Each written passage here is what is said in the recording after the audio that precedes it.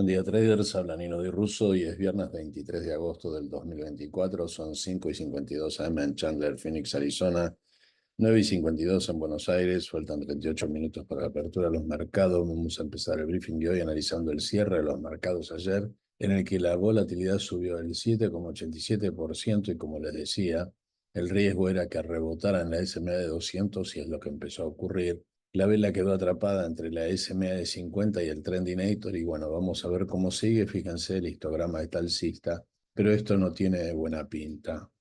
El put call ratio en el día de ayer se mantuvo en 0,92 en ascenso, quiere decir que empezó de vuelta el público en general a cubrirse. Como era de esperar, afectó a los índices. SPY hizo un tremendo engulfing pattern con una caída del 0,78. Ya sabemos que los engulfing patterns tienen impacto de largo plazo, así que veremos si de alguna manera la exposición del presidente Powell diluye el impacto que esto puede llegar a crear.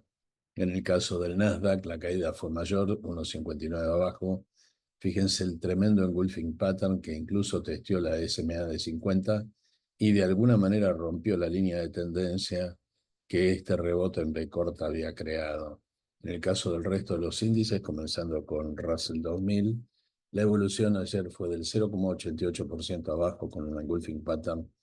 También un MACD que se está aplanando y perdiendo potencia. En el caso del Dow Jones, el índice de las industriales, otro potente engulfing pattern, 0,37% abajo en una jornada también sostenida y apoyada en dirección por mucho volumen. En lo que se refiere a los commodities relevantes, el petróleo ayer rebotó en forma alcista el 1,35%, también en parte afectado por la desvalorización del dólar que estamos notando. En el caso del oro como metal precioso relevante, 1,20 abajo, con un colgado después de haber visto esta suerte de Evening Star, después de haber generado un all-time high nuevamente. Como expresábamos, el tipo de cambio del dólar con otras monedas está frágil, está operando debajo de la SMA de 200. Ayer rebotó ligeramente un 0,45, testeándolo para abajo, pero vamos a ver el impacto de esto sobre los commodities especialmente. En el caso del rendimiento de los bonos del Tesoro a 10 años, ayer bajó el 0,7%, se instaló en 38,3 aproximadamente, es el equivalente a una tasa del 3,8, con lo cual de alguna manera la tasa que está aplicando la Reserva Federal obviamente produce convergencia a la inflación del 2% que se está buscando. TLT, que es el ETF de los bonos del Tesoro de más de 20 años de maturity, 0,99 abajo. Después de este Evening Star, probablemente testé la SMA, perdón, la EMA 17, que es el Trendinator, en una suerte de patrón de un J-Hook, con lo cual, si lo vemos en el largo plazo, desde el punto de vista de la semana, acá no está pasando otra cosa que un Rounded Bottom Breakout que va a ir a buscar a la SMA de 200, probablemente en un valor de 110. Las criptomonedas relevantes, empezando con Bitcoin, esta mañana está 1,2 arriba en 61.113. Recuerden que está en un bullish flag de largo plazo.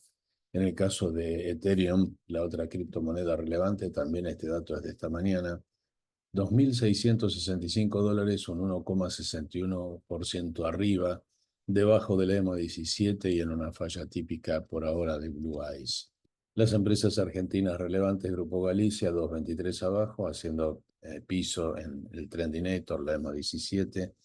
En el caso de YPF, la otra gran empresa argentina, 2,13 abajo, y vamos a incluir al Banco Macro que presenta sus dividendos en el día de ayer, 6,47 abajo, testeando la SMA de 50, después de haber tenido este Evening Star que describimos aquí.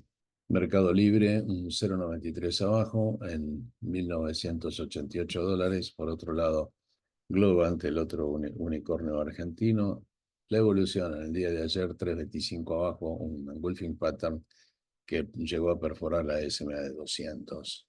Las empresas que explican la mitad del comportamiento del Nasdaq, Amazon 2,21 abajo, con un potente engulfing pattern que se sentó en el Trendinator. En el caso de Meta, que es ex Facebook, la evolución 0,60 abajo, En el caso de Microsoft, una de las tres empresas más importantes del mundo, la evolución 203 abajo, también un tremendo engulfing pattern que se llevó puesto a la EMA 17 y recordemos que está en una falla típica de Blue Eyes. En el caso de Netflix, el gigante de los entretenimientos, la evolución 1.17 abajo con un shooting star.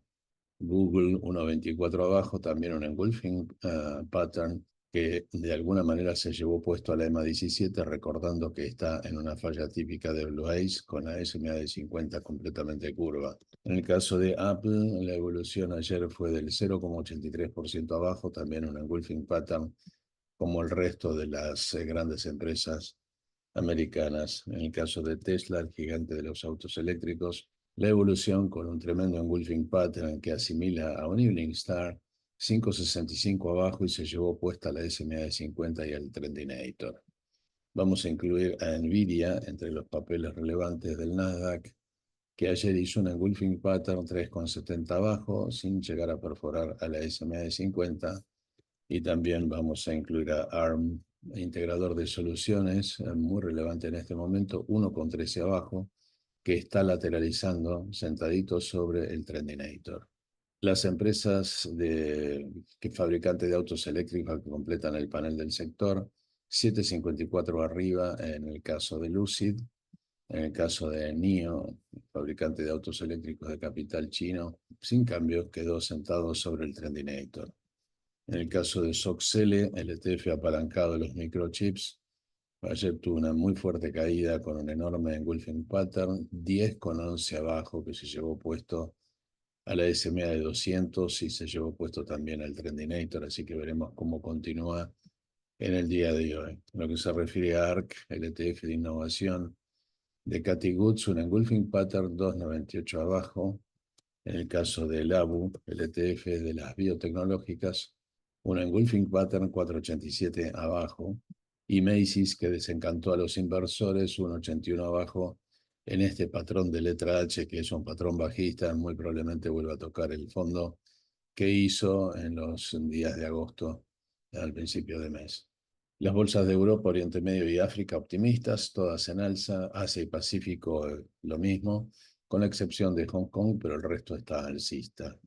Los futuros del Nasdaq está 167 puntos arriba, fíjense que está haciendo un breakout de la EMA 3 a la EMA 8, que es un patrón alcista. La caída de ayer, con lo potente que fue, en la práctica desde el punto de vista técnico, lo único que fue es dejar la EMA, la vela atrapada entre EMA 3 y EMA 8, que sabemos que es un patrón alcista. De todas maneras, fíjense que en el día todavía le queda camino por recorrer el estocástico, lo cual no sería extraña una lateralización o una pequeña caída.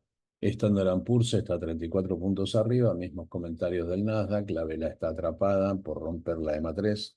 Russell 2000, mismos comentarios, 12 puntos arriba, por lo pronto está arriba de los soportes críticos. Los futuros del Dow Jones, 195 puntos arriba, mismos comentarios del resto de los índices. Se está rompiendo la EMA 3, que está sobre la EMA 8 arriba del Volatility Stop y del Trendinator. Lo más relevante del día de hoy, que culmina una semana complicadísima, va a ser las expresiones del presidente Jerome Powell a las 10 hora del este, en las que de alguna manera, probablemente de alguna pista de qué es lo que va a hacer la Reserva Federal respecto a la tasa de interés en cuanto a los recortes previstos para el mes siguiente. El otro dato relevante del día son la venta de casas nuevas. No hay mucho para ilusionarse en cuanto a los earnings, con la excepción de Hafnia y Oldfields. Esto ha sido todo por hoy. Gracias por su atención. Los espero el lunes en este mismo canal. Muchas gracias.